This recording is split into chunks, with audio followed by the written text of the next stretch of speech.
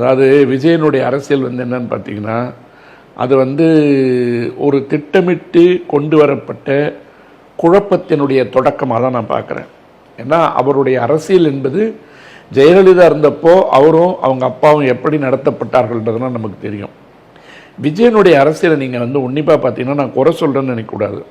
அரசியல் ஆர்வங்கள் அதிகமாக இல்லாமல் தனக்கு யாரோடோ தனிப்பட்ட முறையில் இருக்கின்ற ஒரு ஈகோ கிளாஷ் அல்லது ஒரு சிறிய உரசலை வைத்துக்கொண்டு தன் உயரத்தை அதிகமாக்கி தான் யார் என்பதை காட்ட வேண்டும் என்பதற்காக விஜய் சினிமாவை பயன்படுத்துகிறார்.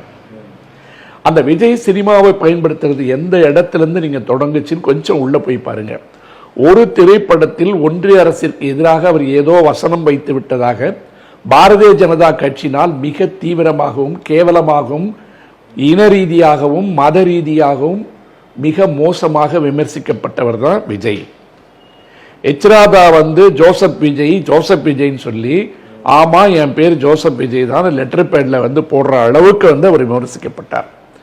அந்த விமர்சனத்திற்கு காரணம் அந்த படத்தில் வைக்கப்பட்ட ஒரே ஒரு வசனம்.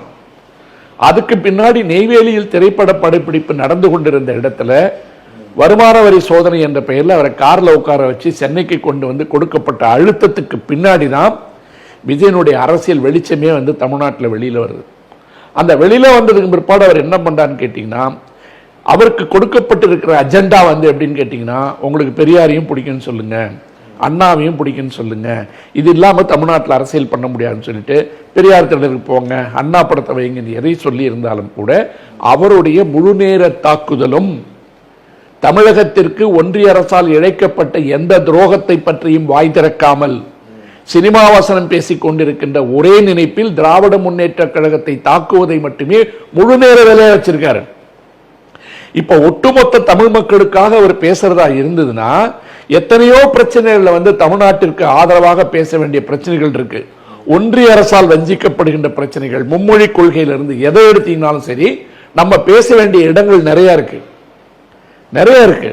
ஆனா அதெல்லாம் விட்டுட்டு நான் திமுக தோடிக்க போறேன்னா அவர் என்ன சொல்றாரு? ஸ்டாலின் அவர்கள், முதல்வர் அவர்கள் எதுக்கு எடுத்தாலும் சாரி சொல்றாரு. இது சாரி சொல்ற அரசா இருக்கு. அஜித்குமார் கொலை வழக்கில் நேரா போய் என்ன பண்றாரு? காவல்துறையிலிருந்து தவறு நடந்துச்சுன்னு சொல்லி போன் போட்டு சாரி கேட்கிறாரு. இது நியாயமா அப்படின்னு கேட்கும்போது இந்த பெருந்தன்மையை என்னவென்று தெரிந்து கொள்ளுகின்ற பக்குவம் விஜய்க்கு வேணும்.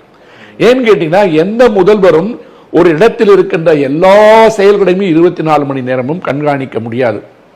காவல்துறையே தவறு செய்திருக்கிறது என்பது ஓரளவுக்கு உறுதியாயிடுச்சு.